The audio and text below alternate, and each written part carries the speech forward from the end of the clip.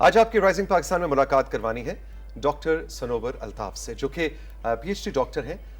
کام انہوں نے ناول کی تنقید پہ کام کیا، اپنا پی ایچ ڈی کیا National University of Modern Languages NUML کے نام سے جسے ہم جانتے ہیں۔ وہاں پہ یہ فکشن پڑھاتی ہیں، لیکن ناول پڑھاتی ہیں، شارٹ سٹوری پڑھاتی ہیں، اور اردو ناول کے ساتھ ان کا پکی دوستی ہے۔ لیکن آپ دلچسپ بات یہ دیکھیں کہ جب خود کچھ کریٹ کرنے کی بات آئی، خود تخلیق کرنے کی بات ہے لٹریچر کے حوالے سے، تو انہوں نے نظم کا انتخاب کیا، کہانی کا انتخاب کیا، ناول میں تجربہ نہیں کیا۔ ارے بھائی، ناول کے حوالے سے پی ایچ ڈی کر رکھا ہے، ناول پڑھاتی ہیں اور ناول نہیں لکھا، تو یہ کیا کہانی ہے؟ اور اس کے علاوہ ہماری آج کل کی جو نوجوان نسل ہے اس کے بارے میں عموماً یہ کرٹیسزم ہے کہ اس کے پاس اب وقت نہیں ہے، اس کے پاس پوری فلم دیکھنے کا وقت نہیں ہے، اس کے پاس پورا پروگرام دیکھنے کا وقت نہیں ہے۔ وہ کہتا ہے بس اس رائزنگ پاکستان میں سے مجھے 4 منٹ کا کلپ نکال کے بتا دو کہ سنوبر الطاف نے کیا کہا تھا۔ ٹائم نہیں ہے، ہماری اٹینشن سپین کم ہو گیا۔ تو شاید یہی وجہ ہے کہ آج کل کی نوجوان نسل کے پاس چاہے اردو ادب ہے چاہے روسی ادب ہے، پورا ناول پڑھنے کا بھی ٹائم نہیں ہے۔ وہ کہتا ہے شارٹ سٹوری کا بھی بس مفہوم بتا دو۔ کیا یہ درست بات ہے؟ کیا یہ کرٹیسزم صحیح ہے یا ابھی بھی کچھ امید کی کرنے باقی ہے؟ یہ سب اور بہت سی باتیں کریں گے سنوبر سے۔ السلام علیکم ڈاکٹر صاحبہ۔ وعلیکم السلام توصیق، آپ سب کا بہت شکریہ، آپ کا رائزنگ پاکستان کا کہ آپ نے مدعو کیا۔ بہت شکریہ آپ کا۔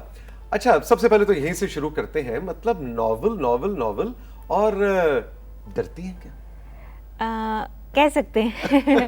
اس کی وجہ یہ ہے کہ میں نے اپنی پی ایچ ڈی میں بہت زیادہ ایک لمبا ٹائم ناول کے ساتھ گزارا ہے، ناول کے ساتھ اور اس کی تنقید کے ساتھ، تو میرے ذہن میں یہ ژانرا جو ہے یہ بہت عظیم ہے، بہت بڑا ہے، کیونکہ آپ کو پتہ ہے کہ ایک بہت بڑے ناول جو ہیں وہ گزرے ہیں ہم پورے ورلڈ کلاسکس میں۔ تو جب آپ کے ذہن میں آئیڈیل وہ ہوں یا آپ کے ذہن میں ان کا تجربہ ہو یا وہ احساس وہ تصور ہو، ہاں ایسے ہی ہے، تو پھر آپ خود اس ژانرا میں قلم اٹھاتے ہوئے تھوڑا سا آپ کو جھجک ہوتی ہے، آپ سوچتے ہیں کہ یہ کرنا چاہیے یا نہیں کرنا چاہیے، لیکن ایسا نہیں ہے کہ میں نے اسے ہار مان لی ہے۔ وہ میری لسٹ میں ہے۔ ممکن ہے کچھ سالوں بعد جب مجھے لگے گا کہ میرے پاس اتنا تجربہ ہے زندگی کا اور اتنا مواد ہے کہ میں کچھ بہت اچھا لکھ سکتی ہوں، تو میں ضرور لکھوں گی۔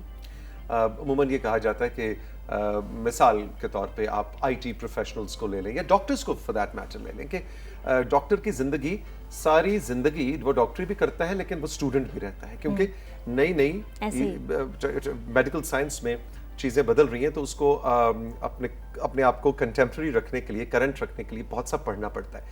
آپ اب فکشن پڑھاتی ہیں، کیا ایک فکشن کی تدریس سے جڑے آپ جیسی شخصیت کو بھی اپنے آپ کو کرنٹ رکھنے کے لیے کیا کرنا پڑتا ہے؟ کیا کوئی نیا ناول آتا ہے تو اس کو پڑھنا ضروری ہے؟ مطلب ڈاکٹر انجینئر کی طرح ایک آپ جیسا مدرس اپنے آپ کو کرنٹ کیسے رکھتا ہے؟ بالکل ایسے ہی ہے، اس کو پڑھنا بھی پڑتا ہے اور اس کے ساتھ ساتھ آپ کو اس کا انالیسس بھی کرنا پڑتا ہے کہ اس میں کیسی ٹیکنیک استعمال ہوئی ہے، کیا یہ ناول جو ہے کس طرح سے لکھا گیا ہے، اس کا فنی حوالے سے اس کا کیا ہے، اور کیا یہ ناول اچھا بھی، کیونکہ جب آپ پڑھا رہے ہوتے ہیں تو ظاہر اسٹوڈنٹس آپ سے کوئی رائے مانگتے ہیں کہ میڈم آپ کا اس ناول پر یا افسانے پر کیا رائے ہے، تو اس رائے بنانے کے لیے ضروری ہے کہ آپ اس ناول کو پڑھیں، اس کا انالیسس کریں اور دیکھیں کیا یہ واقعی اتنا اچھا ہے کہ اس کو ڈسکس بھی کیا جا سکے یا اس کو کلاس روم میں پیش کیا جا سکے۔ تو ہاں، دوسرا یہ ہے کہ ظاہر ہے کوئی بھی چیز جو ہے اس کا دی اینڈ نہیں ہے، کوئی بھی سبجیکٹ ہے، آپ نے آئی ٹی کی، ڈاکٹرس کی بات کی، تو لٹریچر کا تو اینڈ بالکل بھی نہیں ہے۔ ہم روزانہ کچھ نہ کچھ سیکھ رہے ہوتے ہیں، روزانہ کوئی نہ کوئی ایسی لائن، ایسا جملہ، ایسی نظم یا ایسی کوئی کچھ بھی وہ ہمیں کلک کرتا ہے اور ہمیں لگتا ہے اچھا ہم نے تو اس کے بارے میں سوچا ہی نہیں تھا۔ تو یہ روزانہ ایک پریکٹس ہے اور روزانہ ایک سیکھنے کا عمل ہے جو جاری ہے، یہی اس میں خوبصورتی بھی ہے، یہی اس کی۔ ہم لوگ کیا ناسٹیلجک ہیں جو ہم کہتے ہیں کہ بڑا ناول، اداس نسلیں، بہاؤ، آگ کا دریا، کیا بڑا کام ہو رہا ہے اب بھی؟ جی ہاں، ہو رہا ہے۔ یا ہم صرف ناسٹیلجک ہیں کہ ہمیں لگتا ہے کہ نہیں بس بڑا کام تو ہو گیا؟ نہیں، بڑا کام ہو رہا ہے اور لوگ بہت اچھا لکھ رہے ہیں۔ آپ نے مسلسل حسین تارڑ کا نام لکھا، وہ مسلسل لکھ رہے ہیں اور بہت اچھا لکھ رہے ہیں، لیکن شاید کہیں کسی حد تک آپ کی بات بھی ٹھیک ہے کہ ہمارے ذہن میں جو ماڈل طے ہم نے کر لیے ہیں، اداس نسلیں کا نام لیا، آگ کا دریا کا نام لیا، تو اس کے بعد جب کوئی چیز آتی ہے تو ہم تھوڑے سے شش و پنج کا شکار ہو جاتے ہیں کہ ہمیں اس کو قبول کرنا چاہیے یا نہیں۔ لیکن بہت سے ایسے نئے رائٹرز ہیں جنہوں نے بہت کمال کا لکھا ہے اور بہت اچھا لکھ رہے ہیں۔ یہاں ایک ناول ہے سید کاشف رضا صاحب کا، وہ بہت اچھا ناول تھا، کراچی سے ہیں وہ، تو وہ مجھے بہت پسند آیا تھا، اور میں سمجھتی ہوں کہ اگر ہم کوئی لسٹ مرتب کریں تو وہ ان میں شامل ہو سکتے ہیں۔ ابھی جو ابتدائی میں بات کر رہا تھا کہ ہمارے خیر میں نوجوان نسل کیا ہم سب ہی جب سے یہ اسمارٹ فون آیا ہے ہمارا اٹینشن سپین کم ہو گیا ہے، ہم کہتے ہیں بس فاسٹ فارورڈ کر کے دیکھو کہ اس 3 منٹ کی چیز کو میں 1.5 منٹ میں دیکھ لوں، 3 منٹ بھی نہیں ہے میرے پاس۔ کیا ناول پڑھنے کا آج کل کے نوجوان کے پاس وقت ہے؟ مجھے لگتا ہے کہ وقت تو ان کے پاس نہیں ہے، وقت اس لیے نہیں ہے کیونکہ وقت نکال نہیں سکتے، وقت نکالنا نہیں چاہتے، لیکن اس کے ساتھ ساتھ کچھ بچے ایسے ہیں جو انگریزی ناول بہت شوق سے پڑھتے ہیں، اردو اگر نہ پڑھیں تو انگلش شوق سے پڑھتے ہیں، لیکن مجھے لگتا ہے کہ یہ پرائورٹی بھی ہے، وہ بچے جن کی ریڈنگ کی عادت ہے، جن کو پڑھنے کی عادت ہے، جو پڑھنا جن کو پسند ہے، وہ کسی نہ کسی سطح پر ابھی بھی پڑھ رہے ہیں، میں ظاہر ہمارے اسٹوڈنٹس ہیں اور کئی ایسے لوگوں سے انٹریکشن ہوتی ہے، لیکن جن کی پرائورٹی نہیں ہے وہ کبھی بھی نہیں پڑھتے، وہ شاید پہلے بھی نہیں پڑھ رہے تھے، وہ اب بھی نہیں پڑھتے، پھر جس نے پڑھنا ہے اس نے پڑھنا ہے، جس نے پڑھنا ہے وہ ضرور پڑھے گا، لیکن شاید اس کی جو اس کا زخیم ہونا یا اس کے لیے وقت نکالنا وہ شاید ہمارے برین سیلز یہ انٹیونڈ نہیں رہے، یہ بھی شاید انسان بھی بدلتا جا رہا، ہمارے برین سیلز بھی بدلتے جا رہے ہیں۔ ہاں، جو ابھی جو ایک نسل آئی ہے جو بچپن سے ہی جس نے اسمارٹ فون دیکھا ہے وہ چاہتی ہے وہ کتاب بھی اسمارٹ فون پہ پڑھے، اب پی ڈی ایف آ گئی ہیں، آن لائن سب کچھ ہو جاتا ہے، کینڈل پہ آپ پڑھ سکتے ہیں، ایسے ہی، لیکن اس میں کوئی حرج بھی نہیں، کوئی حرج نہیں، بلکہ اچھی بات ہے، مطلب اگر آپ ایک ایسا آلہ جو ہے وہ استعمال کریں اپنی ریڈنگ کے لیے تو یہ بہت اچھی بات ہے، پازیٹیو۔ پوری دنیا میں کوئی بھی زبان اس کے ادب کی اس کی تشکیل میں، اس کی کریشن کے اندر یا اس کی ترویج میں جامعات کا بہت بڑا ہاتھ ہوتا ہے۔ کیا آپ سمجھتی ہیں کہ ہمارے ہاں جو جامعات ہیں وہ اردو لٹریچر کے حوالے سے وہی کنٹریبیوٹ کر رہی ہیں جو کہ اس وقت انٹرنیشنلی ہو رہا ہے، چاہے وہ جاپنیز لٹریچر ہے یا چائنیز یا انگلش یا رشین یا فارسی کا ادب جو ہے، کیا ہماری جامعات وہ کردار ادا کر رہی ہیں یا صرف ڈگری دے رہی ہیں؟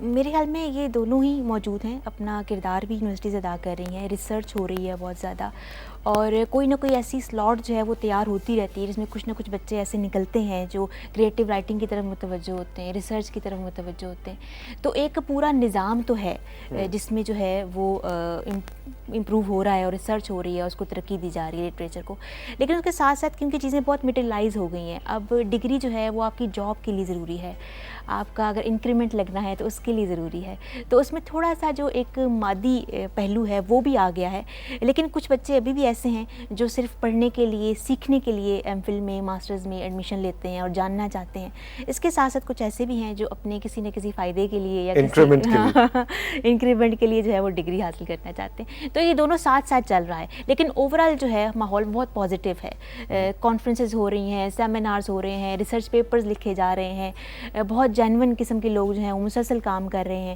تو حالات اچھے ہیں اوور آل۔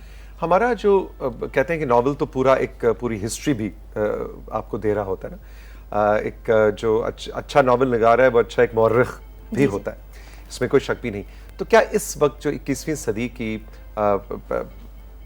25% ہم تقریباً گزار چکے ہیں، کیا اس وقت جو پچھلے 2 دہائیوں میں ناول لکھا گیا ہے کیا وہ سائنسی ایجادات کے حوالے سے یا اس وقت ہم ایک ٹیکنالوجی کی دنیا میں رہ رہے ہیں، کیا یہ موضوعات بھی آج کے جدید ناول میں ہمیں نظر آتے ہیں؟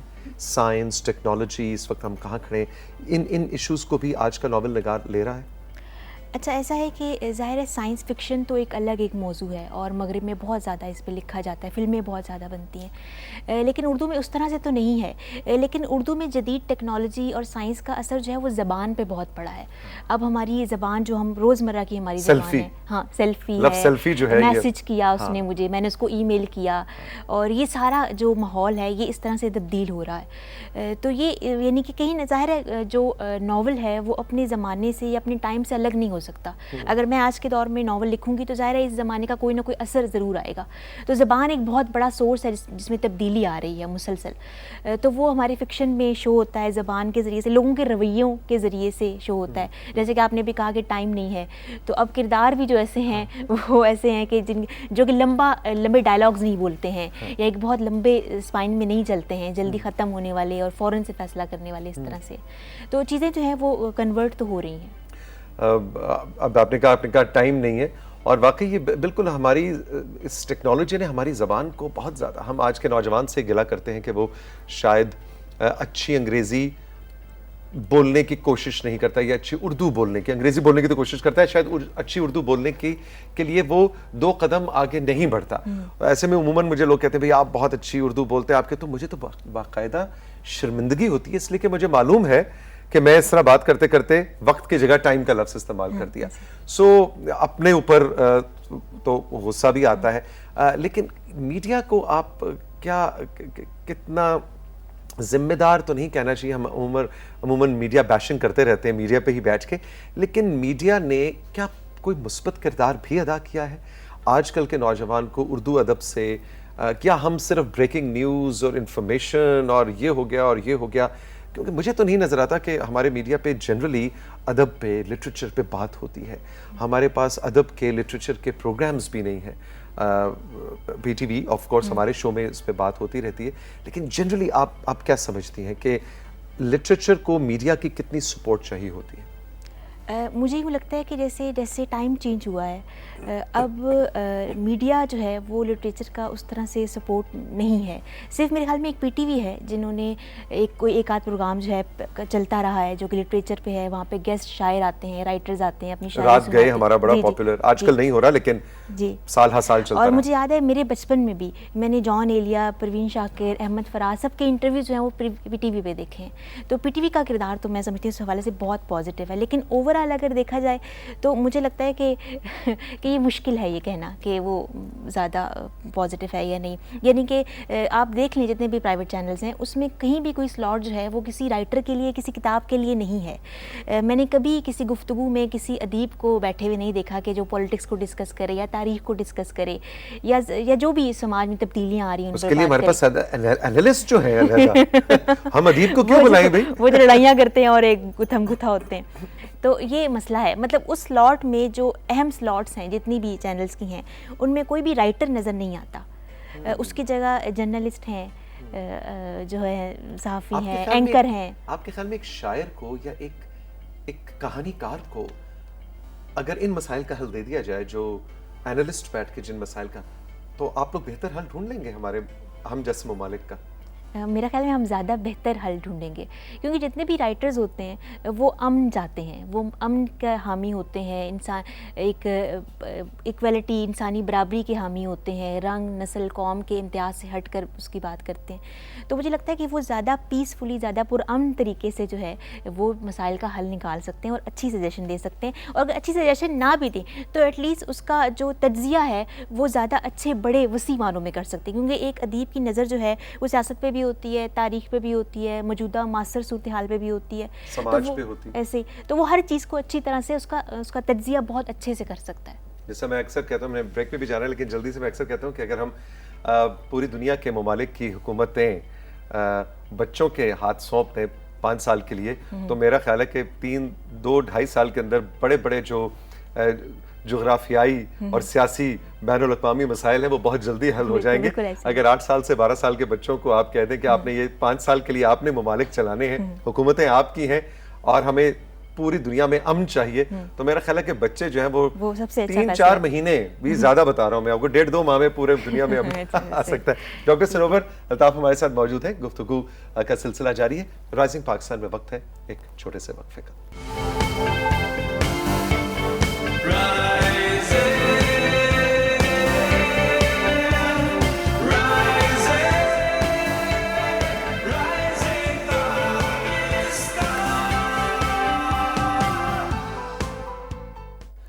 Doctor Sanobar Altaf P H D doctor ہیں, ناول اور فکشن, نظم کہتی ہیں, ناول اور فکشن پڑھاتی ہیں نمل یونیورسٹی میں. ابھی ان سے کچھ نظم بھی سنیں گے اور بڑی مزیدار اور دلچسپ گفتگو چل رہی ہے. ڈاکٹر صاحبہ یہ بتائیے کہ پوسٹ کووڈ ہمارا جو الیکٹرانک میڈیا کا جو کانٹینٹ بنا, چاہے وہ کسی ویلاگر نے بنایا یا کوئی ایڈز بنے, کوئی ڈرامے بنے, اس کے اندر کووڈ بہت ہمیں پریڈومیننٹ نظر آتا ہے. کیا اردو, سنجیدہ اردو ادب میں بھی پوسٹ کووڈ ٹرینڈز آپ بنتے رجحانات دیکھ رہی ہیں؟ بالکل ایسے ہی ہے. ہم نے جو کووڈ کا ٹائم جو گزارا ہے اور جو گزار رہے ہیں, میں سمجھتی ہوں کہ ہم ایک بہت بڑی تاریخ جو ہے اس میں گزر رہے ہیں, اس میں جی رہے ہیں. No doubt. تو کوئی بھی شخص جو لکھنے والا ہے, حساس ہے, وہ اس کو نظر انداز نہیں کر سکتا. تو اردو کے جو ادیب ہیں, جو شاعر ہیں, وہ مسلسل ایون کہ 2-3 کتابیں بھی آ چکی ہیں جو کہ وبا کے دنوں میں جو لوگوں نے محسوس کیا ہے, ادیبوں نے, شاعروں نے, اس پر ہیں. نظمیں لکھی جا رہی ہیں کہ وہ تنہائی کی اور جو خوف کی علامتیں ہیں. تو کیونکہ جیسا کہ آپ جانتے ہیں کہ ادب جو ہے وہ اپنے مؤثر سے, اپنے اثر سے الگ تو ہو نہیں سکتا. تو ظاہر ہم نے 1.5 سال جس طرح سے گزارا ہے, کوئی بھی شخص ایسا نہیں ہے جس سے اس کو امپیکٹ نہ پڑا, اس کا اثر نہ ہوا ہو. تو ظاہر ادیبوں نے کتابیں لکھی ہیں اور کئی لوگ ابھی بھی لکھ رہے ہیں. جیسے یہ ٹائم گزرے گا مزید کتابیں آئیں گی. تو ظاہر ہے کہ اس میں اس کو نظر انداز نہیں کیا جا سکتا. اس طرح ہم نے سوشل میڈیا کی بات کی تو وہاں پر بھی ہر کسی کے پاس اپنا اپنا اب ایک ذریعہ ہے.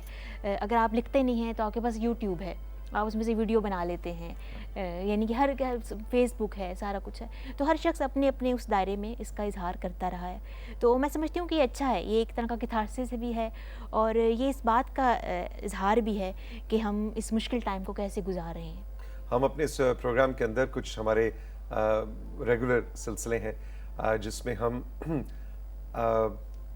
اردو ادب اور بین الاقوامی ادب سے کچھ کتب جو ہیں ان کو ریکمینڈ بھی کرتے ہیں. پھر ہم کچھ محاوروں کی اور ضرب الامثال کی تاریخ بھی بتاتے ہیں. پھر ہم کچھ شعروں کی کہانی بھی بتاتے ہیں جو مشہور شعر ہیں کہ وہ عموماً ہم سمجھتے ہیں اچھا, اور یہ بھی کہا جاتا ہے اقبال نے کہا اور نیچے جناب نہیں معلوم کس کا شعر. تو ہم اس حوالے سے ہمارا جو پروگرام ہے وہ ہفتے میں 2-3 بار اپنی سی شمع جلائے رکھتا ہے. بہت اچھی بات ہے. لیکن آپ یہ بتائیے کہ آپ سے, کیونکہ آپ ماہرین میں سے ہیں, اس وقت میں چاہوں گا کہ آپ ہمیں 1-2 کتابیں میرے ناظرین کو ریکمینڈ کیجئے جو ہم اس ہفتے ان کو ڈھونڈیں کسی لائبریری سے. لائبریری اگر آپ کو پتہ ہو ایک ایسی جگہ ہوتی ہے جہاں جا کے آپ کتابیں لے کے پڑھ سکتے ہیں اور واپس کر سکتے ہیں. ویسے میں نے کہا ذرا بتا دوں کسی کو کہ لائبریری کرنا پڑا, تو لائبریری سے یا کسی کتاب گھر سے جا کے آپ ہم وہ کتاب خریدیں, چاہے وہ شاعری کی کتاب ہے یا فکشن ہے. 1-2 کتابیں آپ نے ہمیں ریکمینڈ کرنی ہے آج اردو کی. صحیح, مجھے پتا مشکل کام ہے, بہت مشکل کام ہے, لیکن جو میری بہت زیادہ پسندیدہ ہیں ناول نگار اردو کی وہ قرۃ العین حیدر ہے.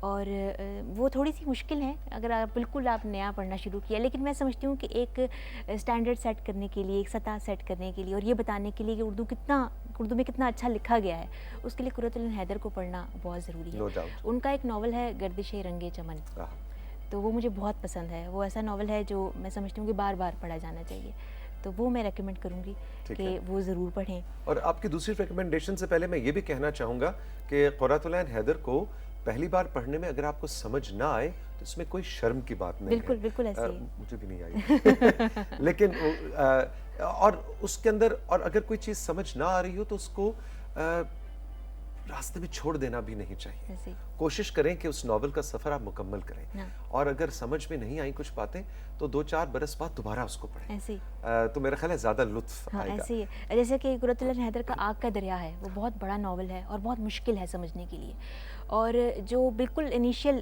جو ریڈرز ہوتے ہیں وہ نہیں پڑھ پاتے, ہم بھی نہیں پڑھ پاتے تھے. تو اب یعنی کہ میں پی ایچ ڈی کر چکی ہوں, ابھی بھی میں کل سوچ رہی تھی کہ مجھے وہ دوبارہ پڑھنا چاہیے, یعنی اس کے لیے اتنا کچھ ہے کہ جب آپ پڑھیں گے کچھ نہ کچھ نیا آپ کو ملے گا. ایبسولوٹلی. اچھا جی, ایک تو ہو گیا آپ نے ہمیں ریکمینڈ کیا کہ قرۃ العین حیدر کو ہم نے ضرور پڑھنا ہے. دوسری میں آپ کو شاعر بتا دیتی ہوں. میرے خیال میں ہماری نوجوان نسل جو ہے اس کو فیض احمد فیض کو ضرور پڑھنا چاہیے, اور اگر آپ پڑھ نہیں سکتے تو ان کی بہت سی غزلیں نظمیں گائی گئی ہیں, وہ سنی جا سکتی ہیں. فیض کے اندر خوبی یہ ہے کہ وہ ایک جوش سا ابھار دیتے ہیں, اور بہت سی نظمیں جو اقبال بانو نے گائی ہیں وہ ایک خاص ایک آپ کے اندر نا ایک ترنگ پیدا کر دیتی ہیں, ایک جوش خوشی, تو وہ اچھی انرجی دیتے ہیں فیض. تو فیض احمد فیض کا جو نسخہ, جو کلیات ہے نسخہ وفا, وہ ضرور آپ کے پاس ہونا چاہیے. اگر نہیں سمجھ میں آتا تو کسی سے پوچھ لیں, کوئی تشریح کروا لیں کسی سے. تعلیف نسخہ ہے وفا کر رہا تھا میں, مجموعہ خیال ابھی فرد تھا. یہ تو غالب, جی یہ غالب کا ہے,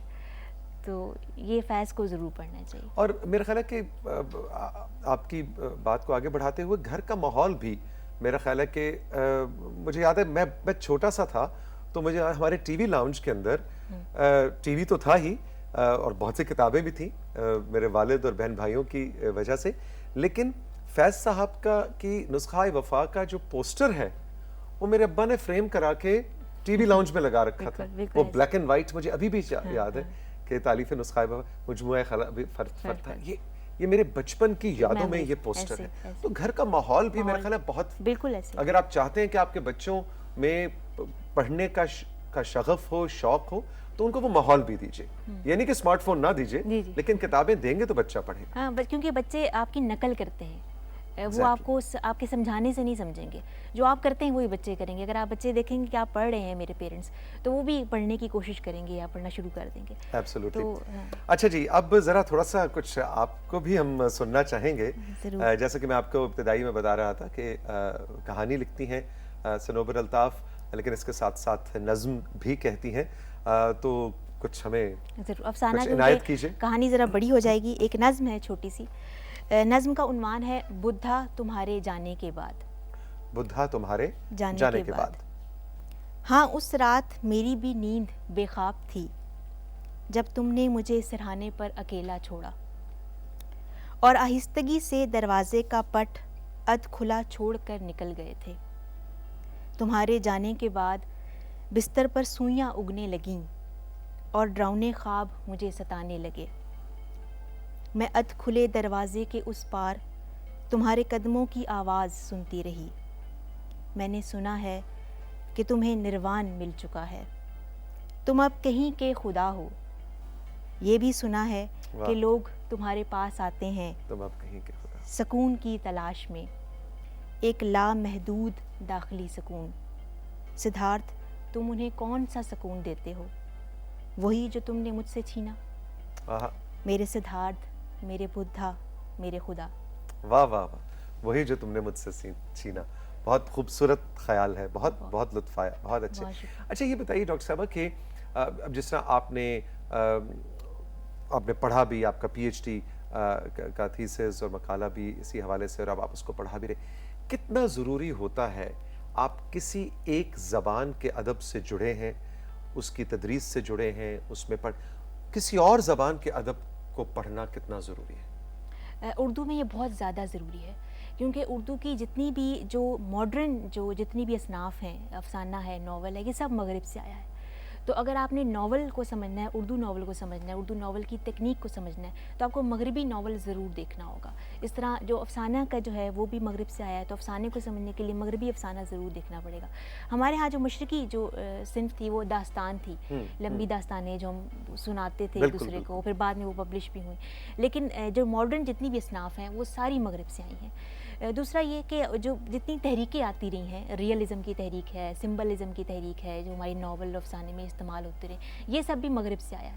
تو اگر آپ نے اس کو ایکچوئل میں حقیقت میں سمجھنا ہے کہ یہ کیا ہے, کیسے پیش کرتے ہیں, تو مغربی ناول, مغربی فکشن جو ہے وہ پڑھنا بہت ضروری ہے. چاہے وہ انگریزی ہے, روسی ہے, بالکل رشین ہے, فرینچ ہے, جو بھی ہے, بہت زیادہ. اور کیونکہ اثرات بھی بہت زیادہ ہیں. ہمارے بہت بڑے بڑے ناول نگار جو ہیں وہ مغربی ناول نگاروں سے متاثر ہوئے, ان کو پڑھا اور پھر اردو میں انہوں نے کچھ لکھا ایسا. تو کیونکہ بہت کلوز بنتا ہے, قریب ہے, تو اس کو اگر سمجھنے میں زیادہ آسانی رہتی ہے. اور اب تو بین الاقوامی ادب بہت سا اردو زبان میں ایسے ترجمہ ہو چکا ہے اور موجود ہے. ڈاکٹر صاحبہ بہت لطف آ رہا ہے, اور یہ تو مجھے بھی بہت اچھا میرے فیوریٹ ٹاپکس ہیں اور باتیں ہیں, تو ہم تو شام تک بیٹھے رہیں گے اسی طرح. مجھے بھی بہت اچھا لگا. لیکن ہم سب, میں اکثر کہتا ہوں, وقت کی قید میں ہیں.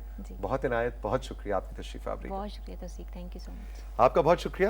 آپ نے یہ بس ایسی سی, ہم جیسے کچھ دیوانے سے لوگ ہیں, ہم ایسی سی باتیں کرتے ہیں, آپ کو اچھی لگی, آپ ابھی تک ہمیں سن رہے ہیں, کیا بات.